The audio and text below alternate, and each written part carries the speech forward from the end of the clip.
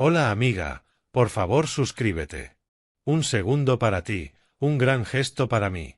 Tenía 12 años el día en que todo comenzó a desmoronarse, aunque todavía no lo sabía. Era una tarde de jueves. Llegué a casa del colegio y encontré a mi papá sentado en la mesa de la cocina con las manos sobre el rostro. La única vez que lo había visto así fue cuando los Steelers perdieron los playoffs en tiempo extra. Y aún así, incluso entonces, murmuraba maldiciones y se servía una cerveza. Pero esto era distinto. Parecía como si alguien hubiera cortado la electricidad de su alma. No dijo nada al principio, solo permaneció sentado hasta que pregunté qué pasaba. Entonces levantó la mirada, con los ojos enrojecidos, y dijo: «Es tu mamá. Tiene cáncer. Etapa 4». Antes de continuar, un apunte rápido. Cuéntanos en los comentarios desde qué ciudad o país nos estás viendo. Sigamos. Me llamo Nathan. Ahora tengo 25 años. Crecí en un pueblo de clase trabajadora a las afueras de Pittsburgh. Mi papá, Dennis, tenía una ferretería que manejó durante casi 30 años. Mi mamá, Diane, era de esas mujeres que hacían que todo estuviera bien.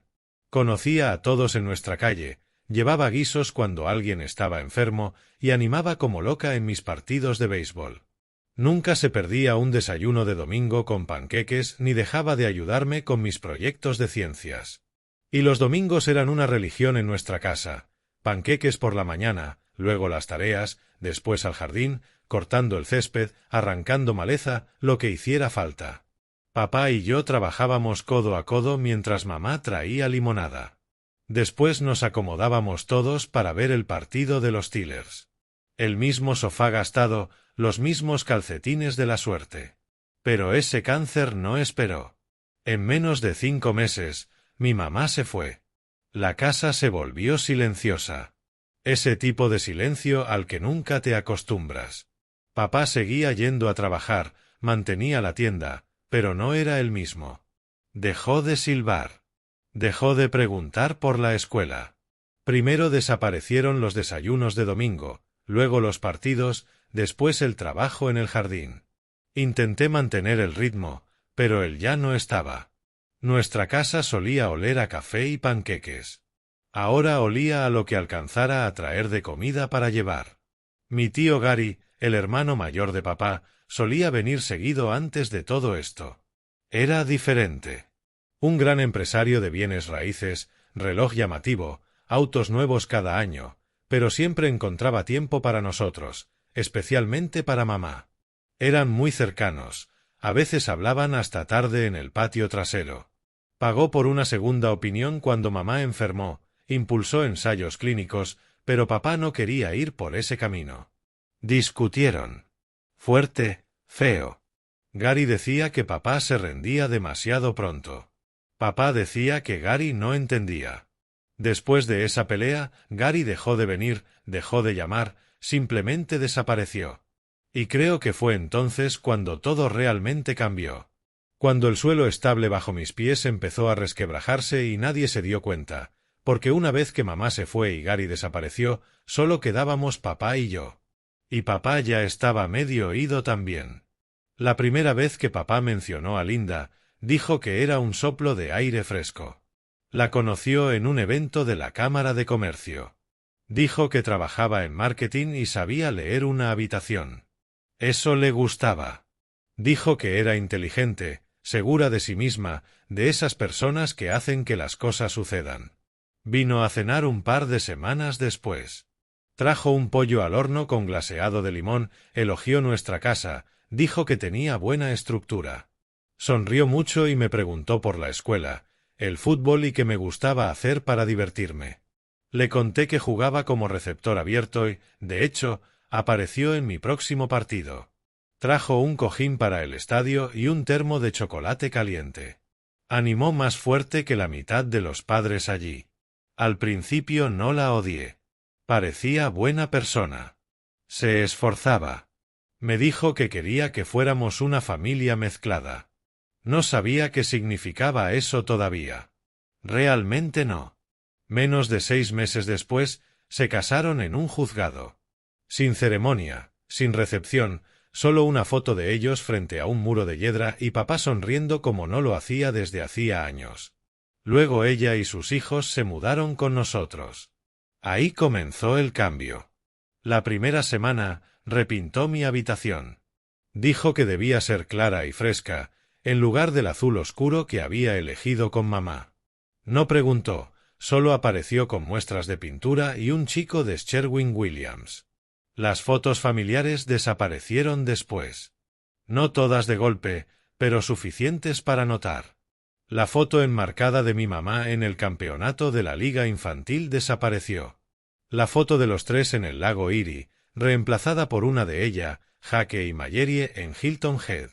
Lo comenté con papá. Él se encogió de hombros y dijo, solo intenta que se sienta como un hogar para todos. Pero no se sentía como hogar. No para mí. Antes de continuar, comparte nuevamente desde qué ciudad o país nos estás viendo. Linda empezó a llamar para todo. Compras, nuevas cortinas, incluso qué detergente usábamos. Un día llegué de la práctica y descubrí que había vaciado mi closet. Dijo que necesitaba un estilo más limpio. Me compró pantalones caqui rígidos y polos de Coles. Tiró la mitad de mi ropa vieja a una bolsa de donación. Todo pasó cuando papá no estaba, y ella se aseguró de que no estuviera. Le decía que debía atender más reuniones de proveedores, que el negocio lo necesitaba en el campo. Papá empezó a llegar más tarde a casa, y también a irse más temprano.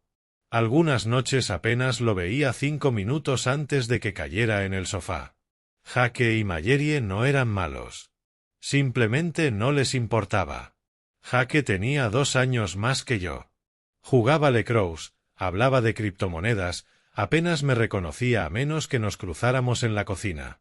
Mallory se quedaba en su habitación dibujando o en videollamadas con amigas.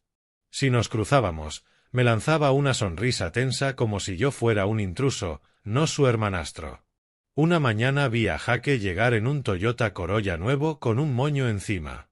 Linda lo filmaba con su teléfono, gritando, «¡Feliz cumpleaños número 17, cariño!».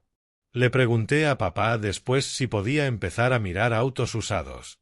Se rascó la nuca y dijo, «Hablemos después de revisar las opciones de beca.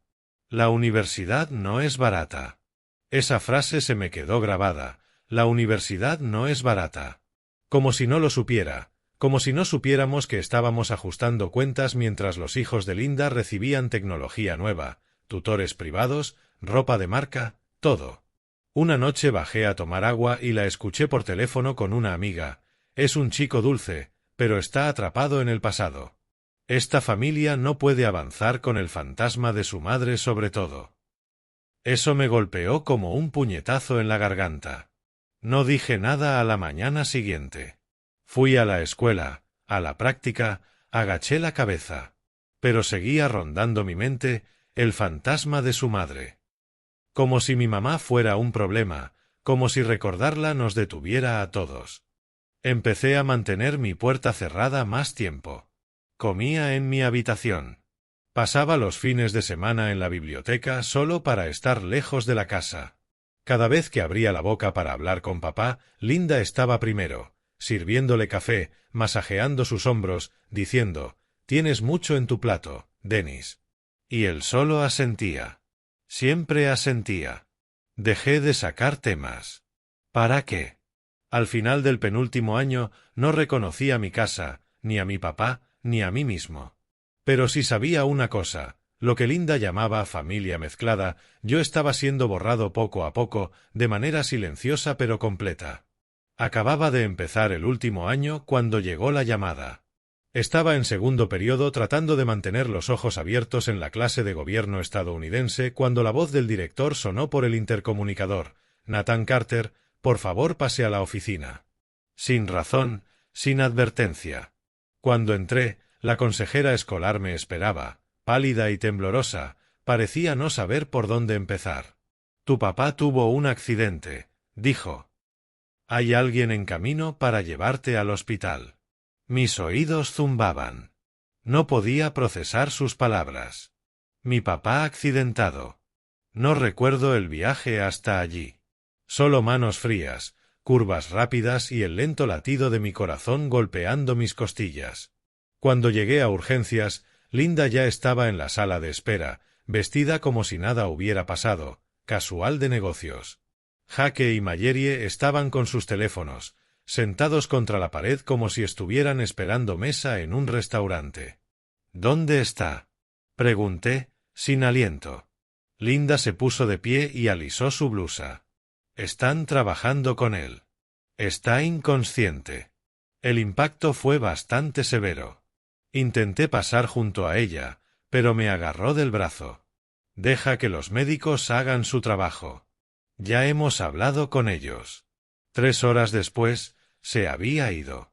Hemorragia interna masiva, traumatismo craneal, nunca recuperó la conciencia. Me quedé junto a su cama, le tomé la mano y le dije que lo haría sentir orgulloso. Aunque las máquinas ya estaban apagadas, aunque sabía que no podía oírme, nos dejaron despedirnos. Linda lloró con lágrimas suaves y controladas, como si estuviera interpretando una escena. Mallory sollozó un poco. Jake no levantó la vista ni una sola vez. En el funeral, Linda se fue con todo. Alquiló una capilla enorme en la que nunca habíamos puesto un pie, contrató a un dúo acústico para tocar baladas tristes, repartió programas impresos con fotos de ella y de papá, posando como en un folleto de jubilación. Dio el elogio fúnebre y le dijo a una sala llena de gente que Dennis Carter había sido su compañero en todos los sentidos, que habían construido una vida juntos basada en amor, confianza y sueños compartidos. Yo estaba sentado en la segunda fila con ganas de gritar. Mi papá no era algún esposo corporativo al que hubiera conocido durante 30 años. Estuvieron casados solo 2. Él jamás hablaba de sueños compartidos en su vida. Después, me quedé afuera tratando simplemente de respirar cuando apareció el tío Gary. Era la primera vez que lo veía en años. Se veía más viejo, más delgado, aún elegante con un traje gris, pero con cansancio en los ojos. Me abrazó fuerte, como si realmente lo sintiera. Tenemos que hablar, Nate. No ahora, pero pronto. Antes de que pudiera responder, Linda se interpuso entre nosotros con una sonrisa que no le llegaba a los ojos. Gary, no esperaba verte aquí. Vine por mi hermano, respondió él, sin retroceder. Ella enganchó su brazo con el mío. Justo íbamos a volver a la casa. Vamos, Nathan. Y así, sin más, Gary volvió a desaparecer. Unos días después, fuimos a la lectura del testamento con el abogado. No esperaba gran cosa. Pensé que papá habría dejado todo para dividirlo o venderlo. Pero en cuanto escuché el nombre de Linda una y otra vez, el estómago se me cayó. La casa quedaba para ella, completamente. El negocio también, con propiedad total y control absoluto. Había una cláusula que decía que yo podía vivir en la casa hasta completar la universidad, siempre y cuando mantuviera mi inscripción académica activa. Ese era el lenguaje, frío, legal, condicionado. Esperé la parte del fondo fiduciario. El que mamá y papá habían mencionado durante años. El que estaba destinado a pagar mis estudios. Técnicamente seguía existiendo, pero con una trampa. Linda quedaba nombrada como administradora hasta que yo cumpliera 25 años. Miré al abogado. Entonces, ella controla el dinero. Se aclaró la garganta. Ella administra la distribución con fines educativos hasta su cumpleaños dentro de 8 años. Miré a Linda. Sonrió como si todo fuera estrictamente profesional. Por supuesto, me aseguraré de que estés bien atendido, Nathan. Eso es lo que hace la familia. Jake sonrió con burla desde el otro lado de la mesa. Mallory ni siquiera levantó la mirada. Después, acorralé al abogado en el pasillo. ¿Mi papá cambió el testamento recientemente? Se veía incómodo. Fue actualizado hace unos 11 meses. Justo después del auto nuevo de Jake. Justo después de que desaparecieron las fotos familiares. Justo cuando papá empezó a trabajar horas extra por sugerencia de Linda. Salí de esa oficina con un peso en el pecho que no me soltaba. No solo estaba llorando a mi papá. Estaba viendo cómo todo lo que él construyó, todo lo que era nuestro, pasaba a manos de una mujer que apenas nos conocía desde hacía 2 años, y cuyos hijos me miraban como si fuera un relleno. Intenté llamar al tío Gary. Directo al buzón de voz. Esa noche en la cena, Linda sirvió salmón con quinoa. Nadie dijo una palabra. Jake masticaba con la boca abierta. Mayeri miraba algo en su teléfono. Yo empujaba la comida en mi plato, tratando de tragar la realidad de que vivía en una casa que técnicamente ya no era mía, con personas que no me querían allí y un futuro que no controlaba. Pero me quedé callado. Aún tenía el fideicomiso, aunque ella tuviera las llaves. Así que me repetí una cosa: observa, escucha, espera. Porque algo en todo esto no olía bien, y no iba a permitir que el nombre de mi papá, ni el mío, quedaran enterrados bajo el imperio de Linda. Una semana después del funeral, Linda convocó una reunión familiar. Lo dijo con un entusiasmo extraño, como si anunciara unas vacaciones. Nos sentamos en la sala, Jake medio recostado, Mayeri deslizando el dedo por su teléfono, yo en el borde del puff como si me preparara para un impacto. Linda dio una palmada. Bueno, vamos a hacer algunos ajustes en la convivencia para que todo esté más equilibrado. Jake la miró y sonrió de lado. Ahí lo supe. Nathan, dijo ella, cruzando las manos sobre el regazo como una orientadora escolar. Como Jake está en su último año y necesita más espacio para la escuela y el equipo de Lecroux, hemos decidido que él se quedará con tu habitación. Parpadeé. ¿Qué? Ella inclinó la cabeza como si yo fuera lento para entender. Tú te mudarás al ático. Lo estamos preparando con una cama y un escritorio. Será privado y tranquilo, mejor para estudiar. No está aislado, respondí. En invierno se congela. Pondremos un calefactor, contestó, dando la conversación por terminada. Miré la silla de mi papá. Vacía. No discutí, no grité. Solo me levanté y caminé hacia mi cuarto, sabiendo que quizá me quedaban 2 días allí. Para el viernes, mis cosas ya estaban en cajas y arriba. El ático olía a polvo y aislamiento viejo. Tenía una sola ventana pequeña y el techo bajaba tanto que debía agacharme cerca de las paredes. El piso crujía con cada paso. A Jake le dieron un refrigerador pequeño y un sistema de bocinas Bluetooth. A mí, una mesa plegable y una cama individual vieja. Mientras escuchas, cuéntanos desde qué país nos estás viendo. El siguiente golpe llegó silencioso. Un sábado fui al garaje a buscar un álbum de fotos que había dejado en una caja plástica. Ya no estaba. Tampoco estaban los marcos con fotos de mi mamá que había guardado en el closet del pasillo ni la colección de esferas de nieve que ella tenía en la repisa. Revisé toda la casa. Nada. Le pregunté directamente a Linda, ¿moviste las cosas de mi mamá? Ella no levantó la vista de su laptop. Parte del desorden fue donado. Estamos haciendo espacio para nuevos recuerdos. ¿Desorden? No es personal, Nathan. Es solo que estamos en una nueva etapa. Ese año, Jake y Mayeri decoraron el árbol con adornos plateados y azul marino que Linda compró en una tienda departamental. No hubo cadenas de palomitas, ni manualidades de mi infancia, ni los angelitos cursis de mamá. No hicimos rollos de canela en la mañana de Navidad. Desayunamos huevos benedictinos y mimosas. Yo tomaba jugo de naranja en una copa de champaña, tratando de no vomitar. Las cosas siguieron cambiando, pequeños detalles. Pedí unos nuevos tachones porque los míos se estaban rompiendo de la punta. Linda dijo, primero veamos el presupuesto. ¿No has probado pegarlos?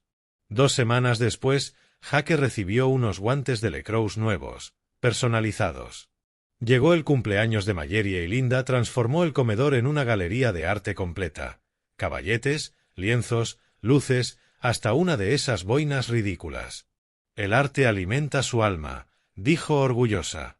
A mí me dieron una calculadora usada para la clase de trigonometría y tuve que enviarle a Linda una captura del requisito escolar para que lo aprobara. Me hacía reenviar cada lista de libros y cada cuota antes de soltar un centavo. Solo estoy llevando control, decía. Los administradores deben ser responsables. Conseguí un trabajo de medio tiempo en una librería de segunda mano a 2 pueblos de distancia. Era tranquilo, olía a papel y café, y nadie me miraba como si no perteneciera allí. Ordenaba novelas y memorizaba el tablero de becas del fondo. Estudiaba entre turnos. Si no podía confiar en el fideicomiso, tendría que ganarme mi salida. Una noche, después de mi turno, encontré a Linda en la cocina con papeles extendidos por toda la encimera. Me quedé en el pasillo observando. Tenía una libreta legal y la laptop abierta en la cuenta bancaria del negocio. Murmuraba, la nómina nos está drenando. Dios, esa factura del aire acondicionado, tal vez otro traspaso del fideicomiso Carter. Entré a la habitación y ella dio un salto. No te escuché, dijo rápido, cerrando la computadora. ¿Qué está drenando el fideicomiso? Se acomodó la blusa. Nada está drenando nada. Algunas inversiones solo están rindiendo menos. Bajadas temporales. Lo estás usando para el negocio. Todo está dentro de las normas, dijo Linda, con la voz endurecida. Sigues teniendo acceso al dinero para tu educación. Nadie te está negando nada que realmente hayas necesitado. No le creí. Una semana después, tuve la confirmación. Bajaba por las escaleras cuando me detuve al escucharla hablar con Jaque en la cocina. Solo moví parte del dinero, susurró. No es como si él fuera a darse cuenta. Y aunque lo haga, no hay un rastro de papeles lo suficientemente fuerte como para llevarlo a juicio. Jaque soltó una risa. ¿Entonces solo lo estás moviendo de un lado a otro? Ella asintió. Es solo una reasignación. El fideicomiso sigue técnicamente intacto. Él estará bien. Me quedé congelado en la escalera, con el corazón golpeándome en los oídos. No solo estaba estirando las reglas, me estaba robando, y lo sabía. Volví al ático y no dormí esa noche. No la confronté. Todavía no. Porque si lo estaba ocultando tan bien, necesitaba pruebas. Necesitaba una salida. Pero supe en ese momento que ya no era su hijastro. Yo era un obstáculo, una molestia legal. Y si quería sobrevivir a eso, tenía que empezar a jugar a largo plazo. No dormí después de escuchar a Linda admitir lo que estaba haciendo. Me quedé mirando el techo del ático, viendo los faros de los autos cruzar la ventana cada pocos minutos, como un metrónomo marcando el final de algo. Para la mañana, ya tenía un plan. En el desayuno le dije, buenas noticias. Encontré dónde quedarme en verano cerca del campus. Uno de los chicos mayores del equipo necesitaba un compañero de cuarto. Ella no levantó la vista del teléfono. Vaya, qué rápido. Qué conveniente. Sí, me iré para el fin de semana. Se detuvo un segundo y finalmente me miró. ¿Y tu correspondencia? ¿La reenviamos a algún lado? Ya lo resolveré. Ella sonrió. Perfecto. Me alegra ver que tomas iniciativa. Esa noche empaqué 2 bolsas deportivas, ropa, cuadernos, unas pocas fotos que tenía escondidas dentro de un libro y la vieja navaja de bolsillo de mi papá. Todo lo demás se quedó atrás.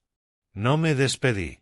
Me subí a mi Ford Focus del año 2007, el mismo que papá me regaló cuando cumplí 16 años, y manejé 2 pueblos más allá hasta el estacionamiento de una iglesia que recordaba de un trabajo de verano. Grande, tranquilo, sin cámaras. Ese auto se convirtió en mi hogar. Los asientos traseros se abatían lo suficiente para poder estirarme. Extendí un saco de dormir y enrollé una sudadera como almohada. Me inscribí en un gimnasio barato para poder ducharme antes del trabajo. Primero compré un pase de fin de semana y luego mejoré el plan cuando junté algo de dinero. Por las mañanas trabajaba en un comedor local, parrilla grasosa, clientes habituales que dejaban propinas en billetes arrugados y un dueño que gritaba órdenes como si estuviéramos en un barco. Yo bajaba la cabeza, volteaba panqueques, fregaba platos con restos de huevo quemado. Por las noches acomodaba estantes en una tienda departamental, descargaba cajas, doblaba ropa, armaba exhibiciones. Salía cerca de la medianoche y manejaba a un estacionamiento distinto cada 2 noches, rotando entre la iglesia, el área de desbordamiento de un hospital y un centro comercial que permanecía medio vacío. No le dije a nadie. Ni a compañeros de trabajo, ni a profesores, a nadie. Cuando me preguntaban cómo iba mi verano, sonreía y decía, ocupado, pero bien. Mantenía el maletero como si fuera un closet. Un lado para ropa limpia, otro para ropa sucia. Una caja de plástico tenía mis artículos de higiene, otra, botanas. Comía pan tostado que sobraba del comedor, pasteles vencidos, lo que pudiera manejar sin microondas. La peor parte no era el olor, ni los dolores de espalda, ni el miedo constante de que remolcaran el auto. Era el silencio. Por la noche, cuando las calles se calmaban y la neblina cubría el parabrisas, me quedaba acostado mirando la nada. A veces reproducía el último mensaje de voz que papá me dejó, recordándome rotar las llantas y preguntando si quería ir por pizza. Siempre terminaba igual, te quiero, hijo. No lloraba mucho, pero lo sentía en el pecho, como algo presionando desde adentro, tratando de salir. Una noche hubo una tormenta fuerte. El viento sacudía el auto. La lluvia golpeaba el techo como puños. Me encogí dentro del saco de dormir, temblando. Los relámpagos iluminaban el interior por segundos y, por un instante, vi mi reflejo en el espejo retrovisor, ojos hundidos, mandíbula tensa, piel pálida. No me reconocía. Extrañaba las comidas calientes. Extrañaba el suelo firme. Extrañaba escuchar a alguien decir buenas noches. Empecé a escribirlo todo, cada gasto extraño que Linda aprobaba, cada comentario que hacía, cualquier cosa que escuchara cuando pasaba por la casa. Guardaba un cuaderno en la guantera lleno de notas, fechas, preguntas y posibles movimientos. Pero, sobre todo, trataba de sobrevivir. Me repetía que era temporal, que aguantaría el verano, que me inscribiría en otoño, que me las arreglaría como pudiera. Algunas noches pensaba en manejar hasta la casa del tío Gary y aparecer sin avisar, pero no había sabido nada de él desde el funeral, y llegar quebrado, desesperado y lleno de rabia no parecía la mejor carta de presentación. Así que me quedé donde estaba. Me volví invisible a propósito, ocupaba menos espacio, hacía menos ruido. Mantenía el auto limpio, me afeitaba en el baño del gimnasio, actuaba normal. Porque lo único que aún tenía, lo único que Linda no podía tocar, era que no me había rendido. No iba a darle el gusto de verme caer. Todavía no. Era una mañana de jueves, apenas pasaban las 7.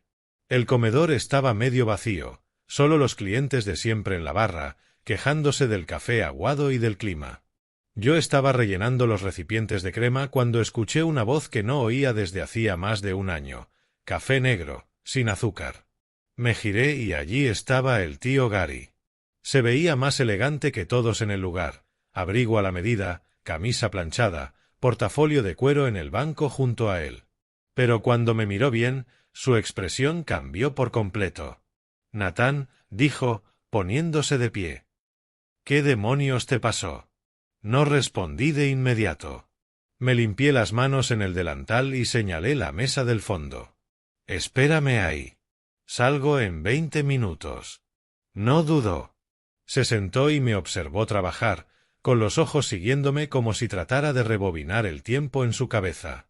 Cuando terminé mi turno, me senté frente a él en la cabina. No endulcé nada. Vivo en mi auto. El fideicomiso de papá está siendo vaciado. Linda está llevando el negocio a la ruina y usando mi dinero para mantenerlo a flote. Su rostro se endureció. ¿Dónde te estás quedando? Estacionamientos, duchas del gimnasio, comida del comedor. ¿Has estado así todo el verano? Sí. No parpadeó. Se quedó mirando como si quisiera quemar un agujero en la pared detrás de mí. Debiste venir conmigo. Desapareciste después del funeral. Ni siquiera tenía tu número. Maldijo en voz baja. Sube al auto. Lo seguí bajo el sol de la mañana, parpadeando por el cansancio. Abrió la puerta de un Lexus negro y lanzó mi bolsa al asiento trasero. Condujimos directo a su casa, un lugar al que no iba desde niño. Entrada cerrada, piedra blanca impecable, silencio. Su empleada doméstica abrió la puerta sorprendida al verme. En minutos tenía un plato caliente frente a mí, huevos, pan tostado, tocino de verdad. Comí como alguien que no había tenido una comida real en meses, porque así era. Gary se quedó de pie mirándome.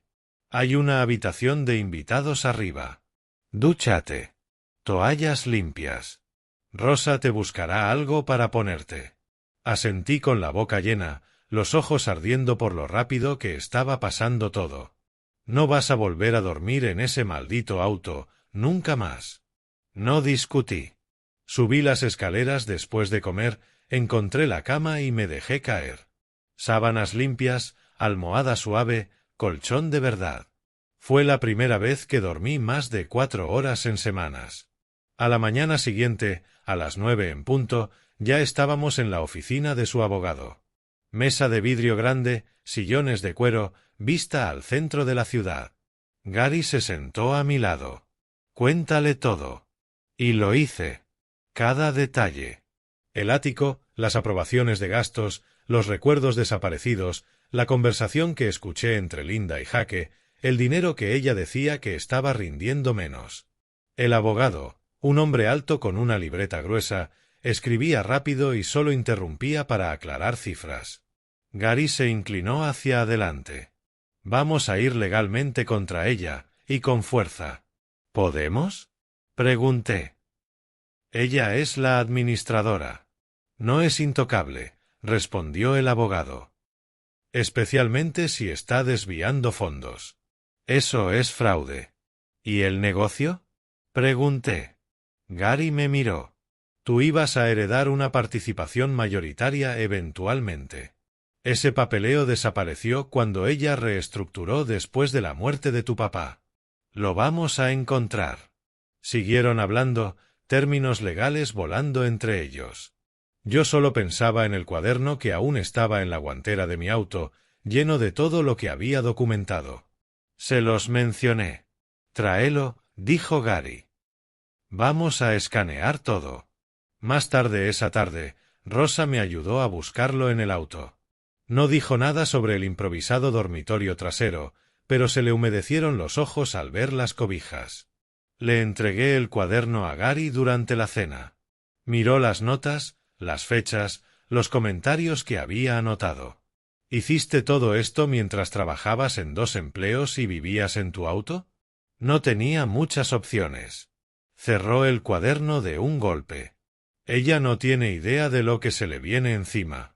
Y por primera vez en mucho tiempo, lo creí. La auditoría no tardó mucho. Una vez que el abogado de Gary tuvo acceso a los registros del fideicomiso, todo estaba ahí, clarísimo. Más de $180,000 habían desaparecido. Había desviado dinero hacia su negocio en quiebra por partes, marcado como capital de inversión y adelantos operativos temporales. Se asignaba a sí misma honorarios mensuales como administradora del fideicomiso, aunque legalmente no tenía derecho a ninguno. La matrícula universitaria de Jaque, cargada al fideicomiso. El campamento de arte de Mallerie en Santa Fe, lo mismo. Incluso pagó un fin de semana en un spa y lo registró como recuperación de bienestar. Vi los recibos. Nuestro abogado no perdió tiempo. Redactó una carta fría, directa, solo con los hechos. Luego programamos una reunión en un lugar neutral, la sala de conferencias de Gary en el centro. Linda llegó sola. Sin blazer, sin sonrisa arrogante, solo una expresión tensa y una carpeta apretada contra el pecho como si fuera un escudo. Gary y yo nos sentamos frente a ella. Nuestro abogado repasó cada prueba sin titubear. Cada transferencia, cada cargo inventado, cada línea que había cruzado. Linda no dijo una sola palabra hasta el final. Entonces se inclinó hacia adelante y dijo, «Esto nunca fue malintencionado. Hice lo que creí que era mejor para la familia. No pude evitarlo». Me reí. ¿Lo mejor para la familia? Me robaste mientras yo vivía en mi auto, al hijo de tu esposo muerto. Su mandíbula se tensó. Nunca viniste a hablar conmigo. Sí vine. Me ignoraste. Igual que ignoraste para qué era el fideicomiso, para mi futuro, no para financiar tus próximos caprichos. Gary intervino. Tienes dos opciones. Devuelves todo y te vas, o presentamos cargos y hablas con el fiscal. Ella se quedó paralizada. Luego miró al abogado. ¿Qué tengo que firmar? Esa misma tarde firmó todo. Aceptó devolver el monto completo, capital más intereses. Renunció de inmediato a la empresa. El control del fideicomiso pasó directamente a Gary. Antes de irse, me miró por última vez. Espero que algún día entiendas que lo intenté. No lo intentaste, le dije. Lo tomaste. Pensé que ahí terminaba todo. Me equivoqué. 3 días después, el fiscal del distrito llamó al abogado de Gary. Dijo que había revisado las pruebas, las facturas falsas, los cargos personales, el patrón de fraude intencional. No iba a dejarlo pasar. Los cargos llegaron rápido: fraude electrónico, incumplimiento de deber fiduciario, malversación de fondos. El abogado de Linda rogó por un acuerdo. Dijo que eso arruinaría la vida de sus hijos. Que ella no tenía antecedentes. No importó. Negociaron un acuerdo: cargos reducidos, sin cárcel, pero un delito grave en su historial, libertad condicional y supervisión financiera completa en adelante. Ella lo aceptó. Jake y Mallory no me dijeron una sola palabra durante todo el proceso. Ni un mensaje, ni una llamada, nada. Empacaron y se fueron de la ciudad antes de que terminara el mes. Lo último que supe es que se mudaron a algún lugar cerca de Cincinnati. Un lugar más pequeño, un auto más viejo, sin clases privadas ni exposiciones de arte. La casa salió a la venta. La empresa, lo que quedaba de ella, quedó bajo la administración de una gerente profesional, alguien con quien Gary ya había trabajado antes. Ella limpió todo rápido, ordenó las cuentas, despidió a algunos empleados que Linda había contratado y empezó a reparar las relaciones con los proveedores. Me reuní con ella una vez. Me estrechó la mano y dijo: «Tu papá construyó algo sólido. Vamos a devolverlo a ese nivel». Y lo decía en serio. Los fondos del fideicomiso se trasladaron a una cuenta segura. Gary me dio acceso total. Podía ver cada depósito, cada factura, cada transferencia. Incluso pidió al banco que marcara cualquier movimiento inusual, por si acaso. Por primera vez desde que murió mi papá, pude respirar. Sin juegos, sin trampas, solo hechos y libertad. Ese fin de semana, Gary se sentó conmigo. «No merecías nada de eso», me dijo. «Debí estar antes». Ya no lo culpaba. La vida golpea fuerte y rápido. Lo importante era que, cuando realmente importó, él apareció. Esa noche salí al camino de entrada y me quedé junto a mi viejo Ford Focus mirando el cielo. Durante meses, ese auto había sido mi prisión, mi refugio, mi último pedazo de orgullo. Ahora solo era un auto otra vez. Pero yo, por fin, era libre. A partir de entonces, todos los domingos Gary hacía la cena. Sin excusas. A veces comíamos carne, a veces solo espagueti con pan de ajo, pero siempre éramos solo nosotros dos, sentados uno frente al otro, como un ritual. Dejaba el teléfono a un lado. Nada de televisión, solo platos, cubiertos y 2 sillas en la barra de la cocina. El primer domingo saqué el tema de los viejos tiempos. Papá hacía panqueques todos los domingos por la mañana. Gary asintió lentamente. Una vez me dijo que era su parte favorita de la semana. Hubo un silencio largo. Luego aclaró la garganta. ¿Sabes por qué desaparecí después de que tu mamá enfermó? Por la pelea, dije. Eso fue parte, respondió, pero la razón principal es que yo también estaba enfermo. Cáncer de próstata, etapa 2. No quise cargarle eso a Dennis mientras perdía a Diana.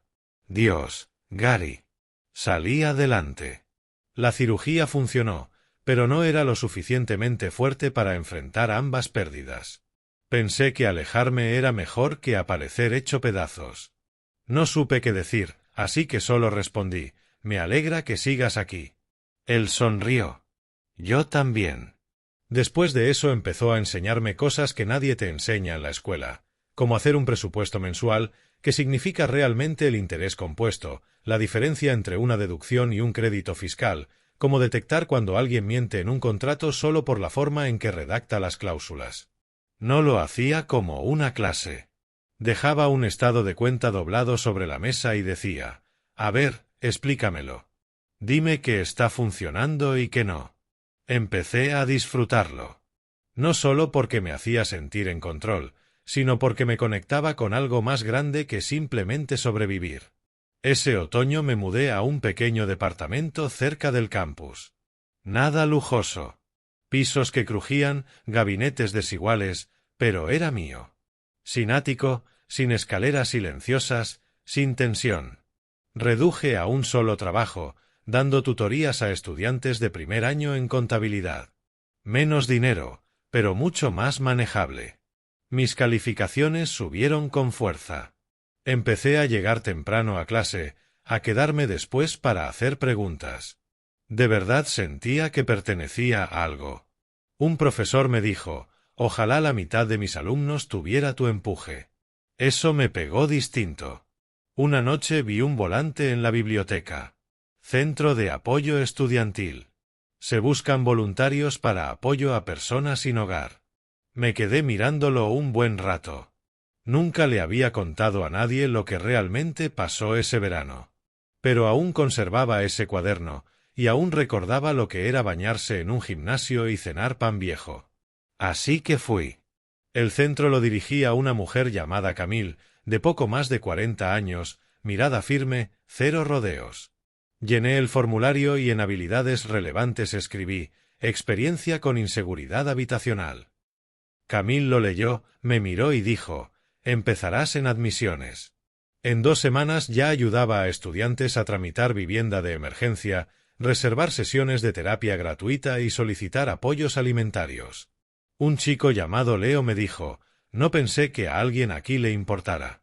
Yo respondí: «Sí, yo también pensaba eso». Ese fue el momento exacto. Salí esa noche pensando: «Esto es lo que quiero hacer». Cambié de carrera esa misma semana y agregué un enfoque en gestión de organizaciones sin fines de lucro. Gary ni parpadeó. Ayudar a la gente es una razón excelente para levantarse cada mañana. Incluso fue a uno de nuestros banquetes de voluntarios, se sentó al fondo, aplaudió después de mi discurso y luego me dijo: «Encontraste tu camino». Yo también lo sentía. Todo lo que había pasado, el ático, las mentiras, el auto, el frío, no solo fue supervivencia. Construyó algo. No rencor, no venganza, propósito. No volví a hablar con Linda. No busqué dónde vivía ni qué fue de Jaque y Mayerie. Ya no era asunto mío. Lo que tenía ahora era esto: un mentor que apareció cuando importaba, un lugar para dormir que no tenía ruedas y un futuro que estaba construyendo ladrillo por ladrillo sobre terreno firme. Para el último año de carrera, todo se sentía estable por primera vez en mucho tiempo. Estaba en camino de graduarme con honores, carga completa de materias, entre los mejores de mi generación en gestión social, con 2 profesores impulsándome hacia un posgrado. El fideicomiso estaba sólido como una roca. Gary me daba reportes mensuales y me explicaba cada línea. «Cuando cumplas 25, esto será completamente tuyo», me dijo. «Y estarás listo». Le creí. Ese invierno me integré al consejo de la empresa de mi papá. No como futuro director general, solo como miembro. No quería llegar imponiéndome ni fingiendo que sabía más de lo que sabía. La gerente profesional que habíamos contratado, Liz, estaba haciendo un trabajo excelente. Equipo optimizado, procesos claros, mejor ambiente laboral que en años. Le dije: «No vengo a tomar el control. Vengo a entender lo que mi papá construyó». Ella asintió. Así empieza el liderazgo de verdad. Revisamos archivos antiguos, contratos, listas de activos, tratando de deshacer el daño que Linda había causado. Una tarde Liz me llamó a su oficina. «Tienes que ver esto». Era una cadena de correos de la época en que Linda tenía el control. Estaba hablando con un intermediario externo sobre la venta silenciosa de una bodega, uno de los activos más grandes de la empresa, sin aprobación del consejo ni valuación. Si eso se hubiera concretado, habría destruido el legado de mi papá. Se lo reenvié a Gary. Su respuesta fue breve: «Esto la entierra definitivamente». Los documentos se agregaron al expediente oficial y se enviaron a la autoridad estatal y al tribunal que llevó el caso del fideicomiso. El resultado: Linda quedó inhabilitada de por vida para ocupar cualquier cargo fiduciario en el Estado. Sin juicios mediáticos, sin escándalos públicos. Solo un registro permanente que la seguiría siempre. No lo celebré. No la llamé. Pero ese día me quedé unos minutos sentado en el auto, respirando.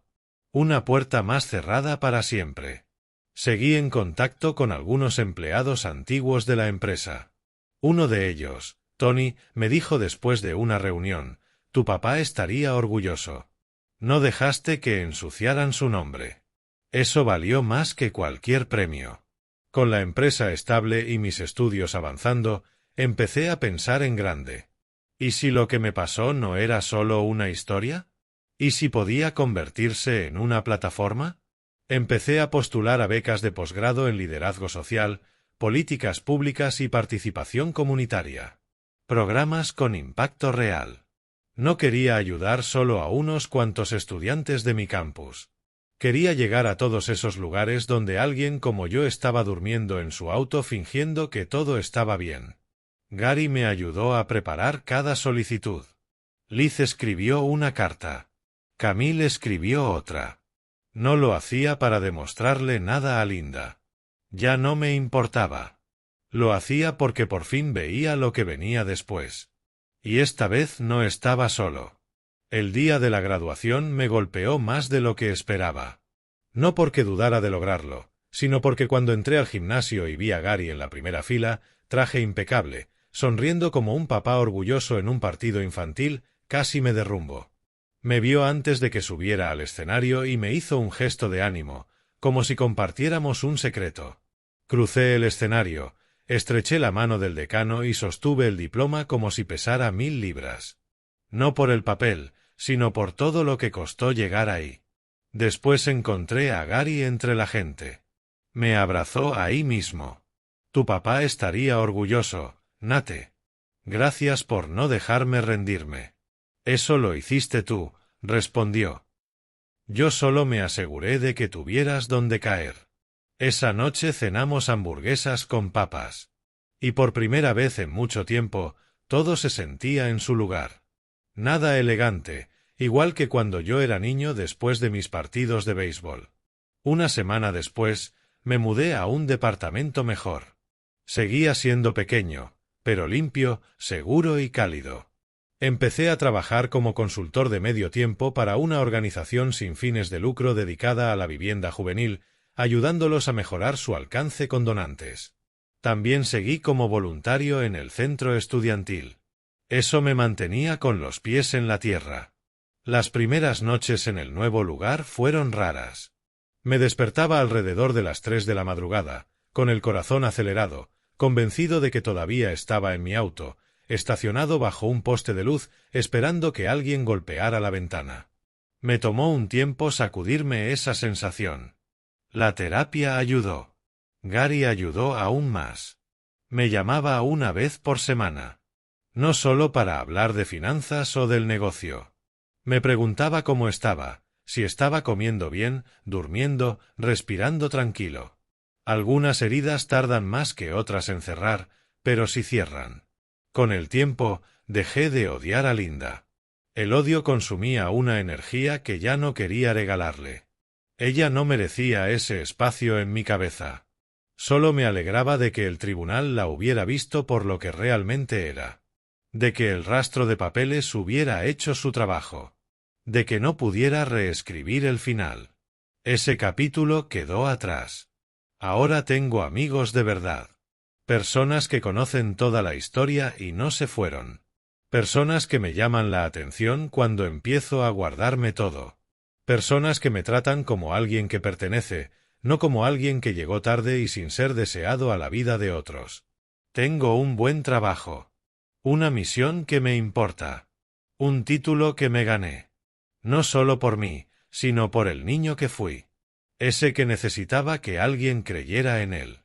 La vida no se volvió mágicamente más fácil, pero yo me volví mejor para pelear por ella, y eso cuenta para algo.